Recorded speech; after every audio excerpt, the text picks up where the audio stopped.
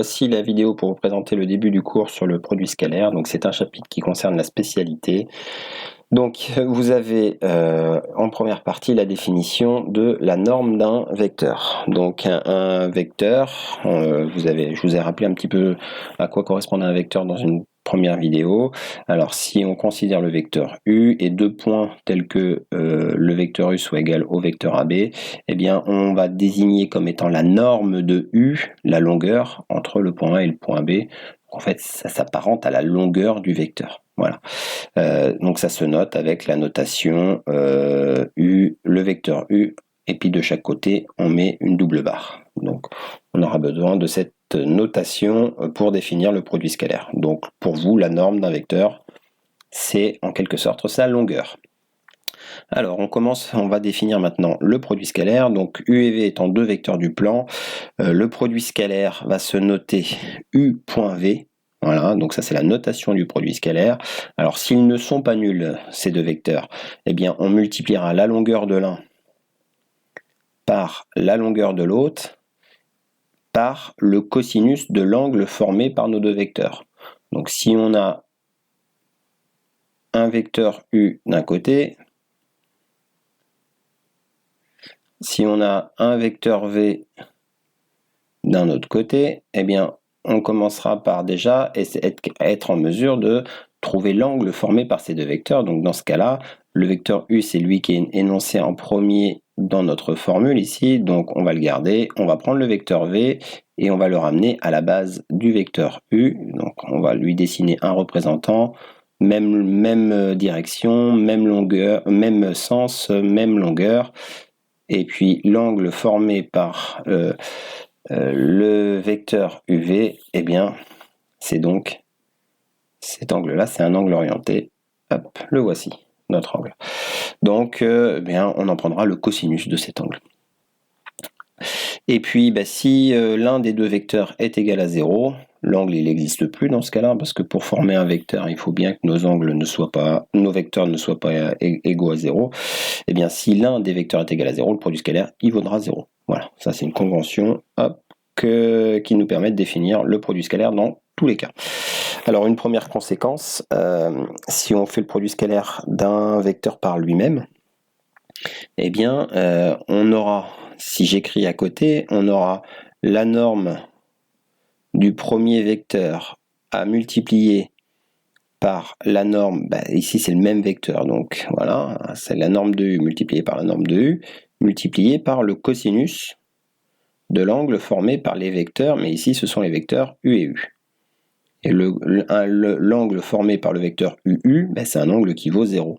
Donc en fait ici, ça c'est cosinus de 0. Et cosinus de 0, eh bien, c'est 1. Donc en fait, dans notre multiplication, là, toute cette partie que j'entoure, elle est égale à 1, donc si elle vaut 1, il nous reste la norme de U à multiplier par elle-même, c'est bien un nombre qu'on multiplie par lui-même, on peut mettre la notation carré, donc ça fait la norme de U au carré. Donc faire le produit scalaire d'un vecteur par lui-même, ça fait, on obtiendra le carré de sa longueur, le carré de sa norme, voilà. Alors, on va maintenant passer à quelques exemples pour appliquer cette formule. Alors la formule, je ne vous cache pas que la formule que vous allez devoir connaître, eh bien, c'est la formule que je vais vous repasser en fluo. Donc cette formule-là, c'est l'une des formules de la leçon, donc qu'on va assez souvent utiliser. Alors vous verrez en exercice comment est-ce qu'on va faire pour l'utiliser. Parfois on l'utilisera comme elle est écrite, et parfois on l'utilisera aussi pour déterminer un angle. Voilà. Donc première formule à connaître. Donc justement, l'application de cette formule, vous l'avez dans l'exemple qui suit. Vous avez deux vecteurs, l'un a une norme qui vaut 3, l'autre a une norme qui vaut 2, et l'angle formé par ces deux vecteurs vaut pi sur 4. Vous appliquez la formule, vous obtenez le produit scalaire de U par V, ça va être norme de U, multiplié par norme de V, multiplié par le cosinus de l'angle formé par ces deux vecteurs. C'est la formule qui est passée en jaune au-dessus, donc 3 multiplié par 2, multiplié par le cosinus de pi sur 4. Cosinus pi sur 4, c'est une valeur remarquable, savoir racine de 2 sur 2. Alors si vous les avez oubliées, vos valeurs remarquables, la calculatrice, elle peut être là pour vous aider à les retrouver. 3 fois 2, ça fait 6. Ça fait 6 fois racine de 2 sur 2. Et ça fait donc 3 racines de 2 sur 2. Donc, le produit scalaire, dans ce cas-là, serait égal à 3 racines de 2. Voilà. Bien. Alors, maintenant, on va voir quelques petites propriétés concernant le produit scalaire. Donc, le produit scalaire, eh bien, il a les propriétés de distributivité, de linéarité que possède la multiplication avec les nombres, en fait. Donc, ça va s'apparenter, vous savez multiplier des nombres ensemble, eh bien, le produit scalaire s'apparente à la multiplication des vecteurs. Alors, ça va pas être pareil parce que la formule de base n'est pas la même, mais les règles sont à peu près les mêmes. C'est-à-dire que, par exemple, si vous regardez la première, eh bien, c'est une règle de commutativité. On peut faire le produit scalaire dans le sens qu'on veut. Voilà. Donc, si on fait le produit scalaire d'un vecteur u par un vecteur v, c'est pareil que de faire le produit scalaire du vecteur v par le vecteur u. On peut changer l'ordre des vecteurs, on ne changera pas le résultat. On a la deuxième règle, c'est une règle de distributivité. Le produit scalaire de u si on l'applique sur la somme de deux vecteurs, eh bien ça fait le produit scalaire de u sur le premier vecteur plus le produit scalaire de u sur le deuxième. Donc là, c'est comme une règle de distributivité que vous connaissez déjà avec la multiplication des nombres. Voilà. Et la dernière, eh bien, si on multiplie l'un des vecteurs par un nombre réel, k, voilà, donc ici c'est un nombre réel, eh bien, peu importe lequel des vecteurs est multiplié par k, en fait, ça peut être le premier, ça peut être le deuxième, et ça peut être le résultat aussi du produit scalaire. Voilà.